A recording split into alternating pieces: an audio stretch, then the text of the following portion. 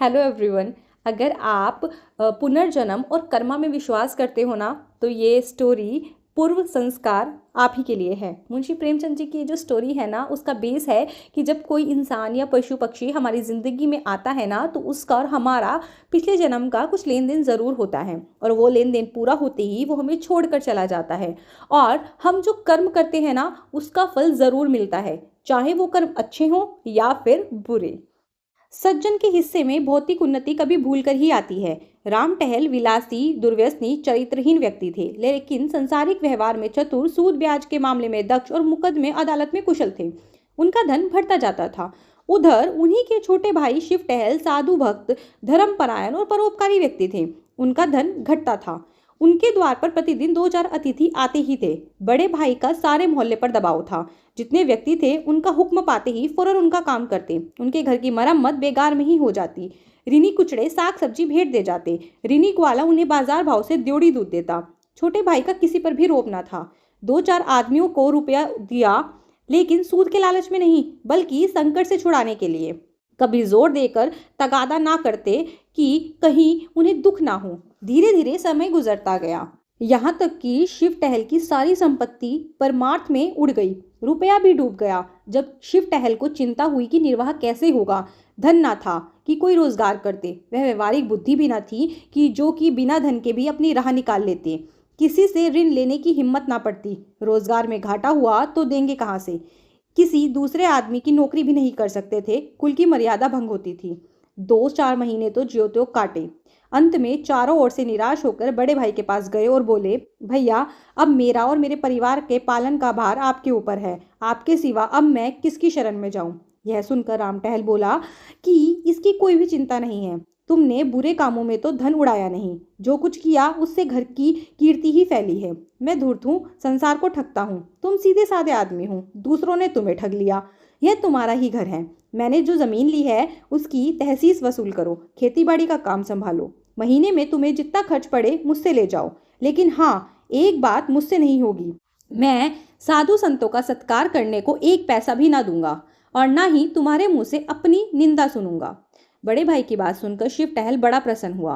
वह बड़े मधुर स्वर में बोला, भैया, मुझसे इतनी भूल अवश्य हुई ही है कि मैं सबसे आपकी निंदा करता हूँ। मुझे माफ कर दो। अगर आज के बाद मुझे अपनी निंदा करते हुए सुना तो जो चाहे दंड देना। हाँ, लेकिन आपसे भी एक मेरी प्रार्थना है कि मैंने अब तक अच्छा किया या बुरा, लेकिन भाभी जी को मना कर देना कि उसके लिए मेरा तिरस्कार ना करे। राम टहल ने कहा, अगर वह तुम्हें ताना देगी तो मैं उसकी जीभ नहीं खींच लूंगा। राम टहल की जमीन शहर से 10-12 कोस दूर पर थी। वहां एक कच्चा मकान भी था। बैलगाड़ी, खेती की अन्य सामग्रियां वहां रखी थी। शिव टहल ने अपना घर भाई को सौंपा और बाल बच्चों को लेकर गांव में चला गया। वे वहां उत्साह के साथ काम करने लगा। नौकरों ने काम में चौकसी की। परिश्रम का फल मिला। पहले ही साल उपज द्योड़ी हो गई और खेती का खर्च भी आधा रह गया। लेकिन स्वभाव कैसे बदलते। पहले की तरह तो नहीं, पर अब भी दो चार मूर्तियां शिव टहल की कीर्ति सुनकर आ ही जाती थी, और शिव टहल को विवश होकर उनकी सेवा सत्कार करना ही पड़ता था। हाँ, अपने भाई से यह छिपाते थे कि कहीं वह अप्रसन्न होकर जीविका का यह आधार भी ना छीन ले। नतीजा यह होता कि उन्हें भाई से छिपाकर नाज, भूसा, खली आदि बेचना पड़ता। इस कमी को पूरा करने के लिए मजदूरों से और कड़ी मेहनत लेते थे, और खुद भी कड़ी मेहनत करते। गर्मी सर्दी की बिल्कुल भी परवाह नहीं करते थे। लेकिन उन्होंने इतना परिश्रम तो कभी किया ही नहीं था। शरीर कमजोर पड़ने लगा। भोजन भी समय पर नहीं कर पाते थे। कभी दोपहर को खाया तो कभी तीसरे पहर। कभी प्यास लगी तो तालाब का पानी पी लिया। दुर्बलता रोग का पूर्व रूप है। बीमार पड़ गए। देहात में दवा दारू की सुविधा न थी। भोजन भी कुपत्थे करना पड़ता था। रोग ने जड़ पकड़ ली। बुखार ने पलीहा का रूप धारण कर लिया, और पलीहा ने 6 महीने में काम तमाम कर दिया। राम टहल ने अपने भाई की मृत्यु का समाचार सुना तो उन्हें बड़ा दुख हुआ। इन 3 वर्षों में एक पैसे का अनाज नहीं लेना पड़ा था। शक्कर, गुड़, घी, भूसा, चारा, उपले, ईंधन सब गांव से चला आता था। बहुत रोए, पछतावा हुआ कि मैंने भाई के दवा दर्पण की कोई फिक्र नहीं की। अपने स्वार्थ की चिंता में उसे भूल गया। लेकिन मुझे क्या पता था कि मलेरिया का ज्वर इतना प्राण घातक होगा। नहीं तो यथाशक्ति अवश्य इलाज करता। भगवान की यही इच्छा थी, फिर इस पर मेरा क्या वश। भाई की मृत्यु के बाद राम टहल ने अब गांव की स्वच्छ जलवायु में रहने का निश्चय किया कि खुद ही गांव में खेती बाड़ी करूं। लड़का जवान हो गया था। शहर का लेन देन उसे सौंप और गांव चले गए। गांव में उनका समय और चित्त विशेषकर गांव की देखभाल में लगता था। उनके पास एक जमुनापारी बड़ी रास की गाय थी।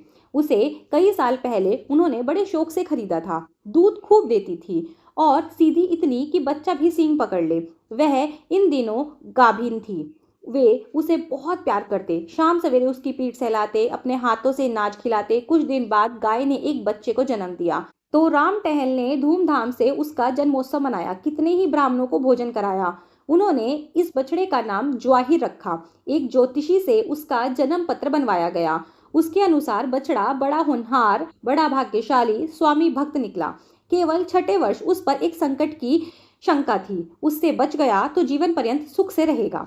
बछड़ा बड़ा सुंदर श्वेत वर्ण का था। उसके माथे पर एक लाल तिलक था। वह खूब तंदुरुस्त था। दिन भर किलोली किया करता। राम टहल का चित्त उसे छलांगे मारते देखकर प्रफुल्लित होता जाता था। वह उनसे इतना हिल मिल गया था कि उनके पीछे पीछे कुत्तों की भांति दौड़ा करता। राम टहल को भी उनसे इतना स्नेह था कि जब तक उसके सामने चौके पर ना बैठा हो भोजन में स्वाद ना मिलता। उन्होंने उसके लिए चांदी का हार, रेशमी झूल, चांदी के झांझे बनवाए। एक आदमी उसे नित्य नहलाता और झाड़ता पोछता रहता था। जब कभी वह किसी काम से दूसरे गांव में चले जाते तो उन्हें घोड़े पर आते देखकर ज्वाहिर कुलेले मारता हुआ उनके पास पहुंच जाता और उनके पैरों को चाटने लगता। पशु और मनुष्य में पिता पुत्र सा प्रेम देखकर लोग चकित हो जाते थे। समय गुजरता गया। ज्वाहिर की अवस्था अब 2.5 वर्ष की हो गई थी। राम टहल ने उसे अपनी सवारी की बहली के लिए निकालने का निश्चय किया। वह अब बछड़े से बैल हो गया था। ऐसा दर्शनीय बैल सारे इलाके में न था। मजे की बात तो यह थी कि ज्वाहिर को कोई गाड़ीवान हाँकता तो वह आगे पैर न उठाता, गर्दन हिला हिलाकर रह जाता। लेकिन जब राम टहल गाड़ी हाँकते तो कहते चलो बेटा, तो ज्वाहिर उन्मत्त होकर गाड़ी ले उठता। 2-3 कोस तक तो बिना रुके एक ही सांस दौड़ता चला जाता। घोड़े भी उसका मुकाबला नहीं कर सकते थे। एक दिन की बात है। शाम के समय ज्वाहिर नांद में खली और भूसा खा रहा था और राम टहल उसके पास खड़े उसकी मक्खियां उड़ा रहे थे। तभी उसी समय एक महात्मा आकर उनके द्वार पर खड़े हो गए। उन्हें देख राम टहल ने अविनय पूर्व भाव से कहा, यहाँ क्यों खड़े हो महाराज, आगे जाओ। महात्मा बोले, क्यों नाराज होते हो बच्चा, मैं तो इस बैल को देख रहा हूँ। मैंने इतना सुंदर बैल कभी नहीं देखा, साक्षात देव रूप लगता है। यह कहकर महात्मा ज्वाहिर के पास आए और उसके खुर चूमने लगे। यह देखकर राम टहल को बड़ा आश्चर्य हुआ। बोले, महाराज आप थके होंगे, आप यहीं विश्राम कर लीजिए तो आपकी बड़ी कृपा होगी। महात्मा जी बोले, नहीं बस मुझे माफ करना, मुझे आवश्यक काम से कहीं और जाना है, यहाँ ठहरने से मुझे देर हो जाएगी। राम टहल ने कहा, तो महाराज फिर कभी दर्शन दीजिएगा। महाराज बोले, ठीक है, तीर्थ यात्रा में 3 वर्ष में लौटकर इधर से फिर आना हुआ तो जरूर आऊंगा। आप बड़े भाग्यशाली हैं कि आपको ऐसे देवरूपी नंदी की सेवा का अवसर मिला है। यह कहकर महात्मा ने ज्वाहिर के चरणों में शीस नवाया और वहां से चले गए। उस दिन से ज्वाहिर की और भी खातिर होने लगी। वह पशु से देवता हो गया। राम टहल उसे पहले रसोई के सब पदार्थ खिलाकर तब अपना भोजन करते। प्रातःकाल उठकर उसके दर्शन करते। यहाँ तक कि वह उसे अपनी बहली में भी ना जोतना चाहते। लेकिन जब उसको कहीं जाना होता और वो बहली बाहर निकाल दे तो ज्वाहिर उनके जुतने के लिए इतना अधीर और उत्कंठित हो जाता कि सिर हिला हिलाकर इस तरह उत्सुकता प्रकट करता कि राम टहल को विवश होकर उसे जोतना पड़ता।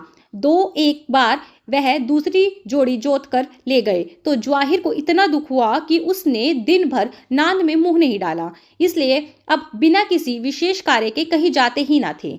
इस प्रकार 3 साल और बीत गए। ज्वाहिर को 6ठा वर्ष लगा। राम टहल को ज्योतिषी की बात याद थी। उसे डर लगा कि कहीं उनकी भविष्यवाणी सत्य ना हो।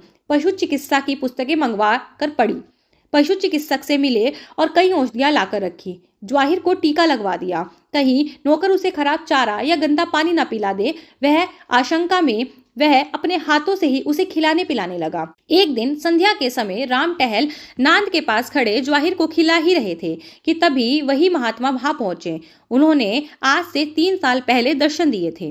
राम टहल उन्हें देखते ही पहचान गया। जाकर दंडवत प्रणाम किया, कुशल समाचार पूछे और उनके भोजन का प्रबंध करने लगे। इतने में ही अकस्मात ज्वाहिर ने एक बार जोर से डकार ली और धड़ाम से जमीन पर गिर पड़ा। राम टहल दौड़े हुए उनके पास आए। उनकी आंखें पथरा रही थी। उसने एक स्नेहपूर्ण दृष्टि उन पर डाली और उसके प्राण निकल गए। जवाहिर की मौत से राम टहल को बड़ा दुख हुआ। शायद इतना दुख तो उन्हें अपने छोटे भाई की मृत्यु पर भी नहीं हुआ था। वह बार बार लोगों के रोकने पर भी दौड़ दौड़ कर जवाहिर के शव के पास जाते और उसे लिपट कर रोने लगते। सारी रात उन्होंने रोते हुए काटी। प्रातःकाल लाश उठाई गई। यथाविधि उनका दाह संस्कार किया। स्वयं आग दी। शास्त्रानुसार सब संस्कार किए। 13वें दिन कई गांवों के ब्राह्मणों को भोजन कराया गया। उक्त महात्मा को उन्होंने अब तक नहीं जाने दिया था। उनकी शांति देने वाली बातों से राम टहल को बड़ी सांत्वना मिली थी। एक दिन राम टहल ने महात्मा से पूछा, महाराज, कुछ समझ में नहीं आता कि जवाहिर को कौन सा रोग हुआ था। ज्योतिष जी ने उनके जन्म पत्र में लिखा था कि उसका छठा साल अच्छा नहीं होगा, मगर मैंने इस तरह किसी जानवर को ऐसे मरते नहीं देखा। आप तो योगी है, यह रहस्य कुछ आपकी समझ में आता है? महात्मा बोले, हाँ, कुछ कुछ तो मेरी समझ में आ रहा है। वह उस जन्म का कोई सच्चरित साधु भक्त परोपकारी जीव था। उसने अपनी संपत्ति धर्म कार्य में उड़ा दी थी। आपके संबंधियों में ऐसा कोई सज्जन था? राम टहल ने कहा, जी महाराज, था तो सही। महात्मा बोले, उसने तुम्हें धोखा दिया, तुमसे विश्वासघात किया। तुमने उसे काम सौंपा था। वह तुम्हारी आंखें बचाकर तुम्हारे धन से साधु संतों की सेवा सत्कार किया करता था। राम टहल ने कहा, मुझे तो उस पर संदेह भी नहीं होता। वह इतना सरल प्रकृति, इतना सच्चरित व्यक्ति था कि बेईमान करने का तो उसे ध्यान भी नहीं आ सकता था। महात्मा बोले, लेकिन उसने विश्वासघात अवश्य किया। अपने स्वार्थ के लिए नहीं, अतिथि सत्कार के लिए ही सही, लेकिन था तो विश्वासघात ही ना। राम टहल ने कहा, संभव है दुखावस्था में उसे धर्म पथ से विचलित कर दिया हो। महात्मा बोले, हाँ, यही बात है। उस प्राणी को स्वर्ग में स्थान देने के लिए निश्चय किया गया, लेकिन उसे विश्वासघात का प्रायश्चित करना आवश्यक था। उसने बेईमानी से तुम्हारा कितना धन हड़ लिया था। उसकी पूर्ति करने के लिए उसे तुम्हारे यहाँ पशु जन्म दिया गया। यह निश्चय कर लिया गया कि 6 वर्ष में प्रायश्चित पूरा हो जाएगा। इतनी अवधि तक वह तुम्हारे यहाँ रहा। जैसे ही अवधि पूरी हो गई, वैसे ही उसकी आत्मा निष्पाप और निर्लिप्त होकर निर्वाण पद को प्राप्त हो गई। महात्मा से सारी बात जानकर उसी दिन से राम टहल के जीवन में एक बड़ा परिवर्तन देखने को मिला। दया और विवेक से हृदय परिपूर्ण हो गया। वह मन ही मन सोचते कि जब ऐसे धर्मात्मा प्राणी को जरा से विश्वासघात के लिए इतना कठोर दंड मिला, तो मुझ जैसे कुकर्मी की क्या दुर्गति होगी। यह बात उनके ध्यान में से कभी ना उतरती थी। आई होप ये स्टोरी आपको अच्छी लगी हो। अगर अच्छी लगी है तो इसे लाइक कर देना, शेयर कर देना। चैनल पर पहली बार आए हो तो इसे सब्सक्राइब कर देना। मिलते हैं नेक्स्ट स्टोरी के साथ, तब तक के लिए बाय बाय।